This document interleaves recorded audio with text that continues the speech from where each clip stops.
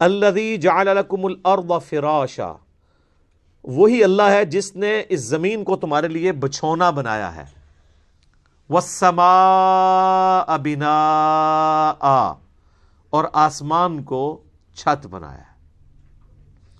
اب اس حصے کے اوپر بھی گھنٹوں بولا جا سکتا ہے کہ یہ زمین جو بچھونا بنائی ہے، صرف اس کی ایک فزیکل پراپرٹی کو ڈسکس کیا جا رہا ہے کہ زمین کو رہنے کے قابل بنایا ہے.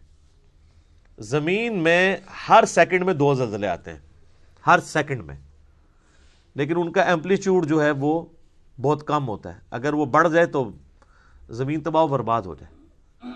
اتنے زلزلوں والی زمین کو رہنے کے قابل بنایا ہے، اسے کنٹرول کیا،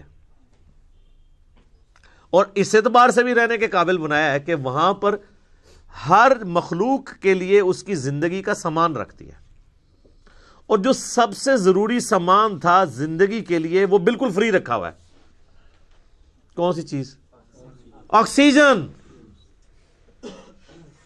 پانی تو پھر بھی بندہ کچھ گھنٹے کچھ دن بھی نکال سکتا ہے، آکسیجن 1.5-2 منٹ سے زیادہ کوئی نہیں نکال سکتا، بالکل فری رکھا ہے. اور اس آکسیجن کی جو مقدار ہے اسے کنٹرول کیا ہوا ہے فضا کے اندر. ہائیڈروجن سے یا نائٹروجن سے وہ بڑھ جائے تب بھی ہماری ایگزسٹنس نہیں ہے، کم ہو جائے تب بھی ایگزسٹنس نہیں ہے. اور یہ تو صرف ایک فائن ٹیوننگ ہے، اس طرح کی ملینز آف فائن ٹیوننگز روئے ارض پہ ہیں. اسی لیے سائنٹسٹ کہتے ہیں کہ یہ میریکل پلانٹ بنایا گیا ہے اس قابل کہ یہاں پہ زندگی رہے. تو کسی کے بنانے سے بنا ہے. اگر وہ کہتا ہے خود بخود بن گیا ہے تو پھر اس کو کوئی کاپی کر کے بنا کے بتا دیں.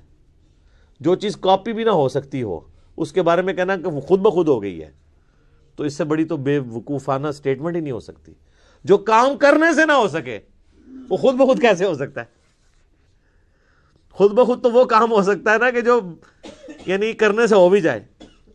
زمین و آسمان کی ساری مخلوقات مل کے ایک بیج نہیں بنا سکتی کہ جسے ہم مٹی میں بوئیں اور وہ 6 ارب گنا بڑا درخت بن جائے. لوگ تو کہتے ہیں جی مٹی کی تو کوئی قیمت ہی نہیں ہے. میں کہتا ہوں سونے کی کوئی قیمت نہیں ہے. سونے میں بیج ڈالا جائے تو وہ درخت نہیں بن سکتا. اگر مٹی دنیا پہ نہ ہو تو سونے کو چاٹنا ہے کسی نے، اور سونا نہ ہو تو پھر بھی دنیا چلتی رہے گی. یہ مٹی جو اللہ نے رکھی ہے دیکھنے کو حقیر چیز ہے، لیکن اس میں ہم بیج بوتے ہیں، اور سر وہ بیج جب نکلتا ہے اور درخت بنتا ہے، اس درخت کا سائز، اس کے پھولوں کے لگنے کی ٹائمنگ، اس کا پھل میں کنورٹ ہونا، پھلوں کے پکنے کی ٹائمنگ، پتوں کی شیپس، ان کے سائز، پھر ایک ایک پتے تک پانی کا پہنچنا زمین سے، یہ تو انسان پریشان ہو جاتا ہے. ایک درخت تو بہت بڑی بات ہے، ایک بیج نہیں کوئی بنا سکتا، اور کوئی یہ کہ خود بخود بن گیا. تو اس سے بڑی بیوقوفی کسی کی کیا ہو سکتی ہے؟ دنیا کا کوئی بیوقوف انسان بھی ایک بال پوائنٹ کے لیے ماننے کے لیے تیار نہیں خود بخود بن جائے، کیونکہ یہ ایک مینیجیبل چیز ہے، الٹپ نہیں ہے، ایٹ رینڈم نہیں ہے. تو زمین کو اس نے تمہارے لیے بچھونا بنایا ہے، والسماء بناء، اور آسمان کو چھت بنایا ہے. اب یہ متشابہات میں سے ہے، یعنی آسمان کے بارے میں جو اب ہمیں اس ماڈرن سائنس کی وجہ سے ٹروتھ ریویل ہو رہے ہیں وہ تو بڑے حیران کن ہیں. یعنی آسمان کی جو لیئرز ہیں، آسمان تک پہنچنے کے لیے جو اللہ تعالیٰ نے لیئرز رکھی ہوئی ہیں، ان کے لیے بھی آسمان کا لفظ استعمال ہو سکتا ہے. اسٹریٹوسفیئر ہے، پھر ٹروپوسفیئر ہے، پھر اوزون کی لیئر ہے. یعنی سورج سے ملینز آف ایمپلیٹیوڈ کی مختلف ریز دنیا میں آتی ہیں، لیکن زمین کی جو ہماری رہنے کی سطح ہے اس میں سے چند ایک پہنچتی ہیں. 99.99% یہ آسمان کی جو لیئرز ہیں اس کی وجہ سے ریپیل ہو جاتی ہیں، کچھ ارتھ میگنیٹک فیلڈ کی وجہ سے ریپیل ہو جاتی ہیں، ورنہ وہ ہارمفل ریز نیچے آ جائیں تو بیماریاں. یہ جو کہتے ہیں اوزون لیئر کے اوپر ایک شگاف ہے، اس کی وجہ سے سکن کینسر کا خدشہ ہے ان علاقوں میں جہاں پہ وہ ڈائریکٹ ریز آتی ہیں. تو یہ آسمان کو ایک بڑی مضبوط چھت بنایا ہے اللہ تعالیٰ نے. آسمان حفاظت کا ذریعہ ہے. یہ اللہ کی قدرتیں ہیں جی. اس پہ اب کتنی دیر بولا جائے. میرے اس پہ کئی ایک لیکچرز ہیں, وہ آپ دیکھ لیں, ورنہ تو ٹاپک بدل جائے گا.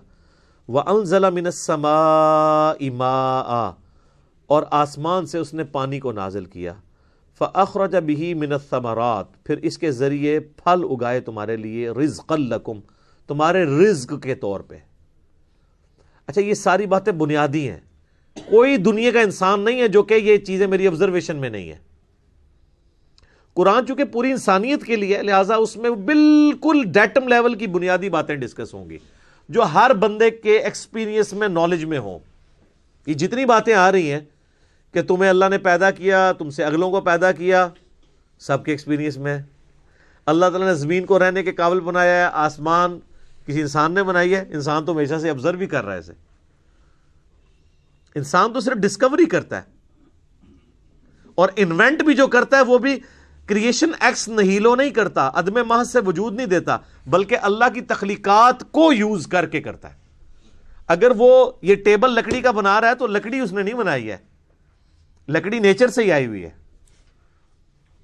کریشن ایکس نہیلو نہیں ہے, لیکن اللہ تعالیٰ بدیع السماوات والارض ہے. زمین و آسمان کو بغیر نمونے کے, کوئی چیز نہیں تھی تو پیدا کی ہے. انسان جو خالق ہے وہ اللہ کی تخلیق میں سے خلق کرتا ہے, لیکن انسان بدیع نہیں ہے. البدیع نہیں اسے کہہ سکتے آپ, بغیر نمونے کے چیزوں کو پیدا کرنے والا. تو آسمان کے ذریعے پانی ہم دیکھتے ہیں, اس کے ذریعے زمین سے رزق نکالتا ہے تمہارے لیے. اس میں کیا قیامت مضمر ہے. رزق نکالنا بھی کافی نہیں تھا اگر اس رزق کی کمپیٹیبلٹی ہمارے ساتھ نہ ہوتی. آپ شیر کے سامنے تازہ ترکاری لا کے ڈال دیں, بہترین سے بہترین سبزی بھی, وہ دیکھنا بھی گوارا نہیں کرے گا, کیونکہ اس کی جبلت نہیں ہے, اس کے لیے وہ رزق نہیں ہے. اور بکری کے سامنے فریش قیمہ لا کے ڈال دیں آپ, اس کے لیے کوئی اٹریکشن نہیں ہے.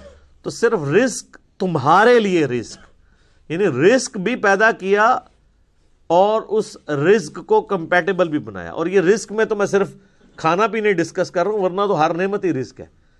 سب سے اہم ترین رزق آکسیجن ہے جو ہم انہیل کرتے ہیں, جس کے بغیر ہم 1.5-2 منٹ سے زیادہ زندہ ہی نہیں رہ سکتے. وہ سب کے لیے فری رکھتی ہے اللہ نے. کوئی اس کے اوپر ٹیکس نہیں ہے, کوئی آپ کو خریدنا نہیں پڑے گا, یہ آپ کے لیے فری ہے. تو جس اللہ نے یہ ساری نعمتیں دی ہیں, اس نے زمین کو رہنے کے قابل بنایا, آسمان کو تمہارے لیے مضبوط چھت بنایا تمہاری پروٹیکشن کے لیے, آسمان سے پانی نازل فرما کے زمین میں سے نباتات اگائے, اس کے ذریعے تمہارا یہ فوڈ سائیکل چلتا ہے سارے کا سارا. سب کچھ زمین سے ہی آ رہا ہے, چاہے وہ جانوروں کی خوراک ہو, چاہے پودوں کی خوراک ہو, چاہے ہماری خوراک ہو. زمین مر جائے تو ساری مخلوقات مر جائے. تو اللہ تعالیٰ فرماتا ہے جس نے یہ سب کچھ کیا ہے, فَلَا تَجْعَلُوا لِلَّهِ أَنْدَادًا وَأَنْتُمْ تَعْلَمُونَ, پھر اللہ کے ساتھ کوئی مد مقابل نہ ٹھہراؤ اور تم جانتے تو ہو, تم جانتے تو ہو کہ یہ کوالٹیز کسی اور کی ہے ہی نہیں ہے. یہ توحید تو تمہارے اندر موجود ہے کہ اللہ کے مد مقابل کوئی نہیں ٹھہرایا جا سکتا. مجھے بتائیں, قرآن اسٹارٹ میں جو توحید بیان ہوئی ہے, اس توحید کو پڑھ لینے کے بعد کوئی کسی بابے کو پکارے گا, کسی مرے ہوئے شخص کو پکارے گا, کسی زندہ شخص سے وہ چیزیں ڈیمانڈ کرے گا جس کا وہ اہل ہی نہیں ہے؟ امپاسبل ہے. کتنی بنیادی بات ہے. بس یہ ساری نعمتوں کے عوض میں تم سے ایک بات مانگ رہا ہوں, فَلَا تَجْعَلُوا لِلَّهِ أَنْدَادًا, پس مت بناؤ اللہ کے ساتھ کسی اور کو مد مقابل ند کے طور پہ. وَأَنْتُمْ تَعْلَمُونَ, اور تم جانتے تو ہو کہ کوئی ہے ہی نہیں ایسا کہ جسے بنایا جائے مد مقابل. کون ہو سکتا ہے؟ یہی ند کا لفظ ہے جو حدیث کے اندر آیا ہے, جو الادب المفرد میں صحیح سند کے ساتھ ہے, اور مسند امام احمد میں بھی ہے. ایک صحابی نے اللہ کے نبی علیہ السلام کے سامنے کہہ دیا, یا رسول اللہ ما شاء اللہ و شئت, جو اللہ چاہے اور جو آپ چاہیں. آپ فرمایا اجعلتنی للہ ندا، یہ وہی الفاظ ہے، کیا تو نے مجھے اللہ کے مد مقابل کھڑا کر دیا ہے؟ قل بل ما شاء اللہ وحدہ، بلکہ کہہ جو اکیلا اللہ چاہے. اچھا اس نے آگے سے نہیں آرگومنٹ کیا کہ یا رسول اللہ میں آپ کو اللہ کا بندہ ہی مان رہا ہوں، اللہ کا رسول ہی مان رہا ہوں، میں نے آپ کو کوئی اللہ مان کے نہیں کہا، میں نے آپ کو کوئی مستقل بذات نہیں مانا، میں نے آپ کو جو ہے وہ عطائی مان کے ہی بات کی ہے، ذاتی مان کے بات نہیں کی. یہ ساری کہانیاں جڑی مولویوں نے پڑھائیاں نے اس زمانے نہیں سنونیاں. تو یہی ند کا لفظ وہاں پہ بھی استعمال ہوا ہے، اللہ کے ساتھ ند نہ ٹھہراؤ.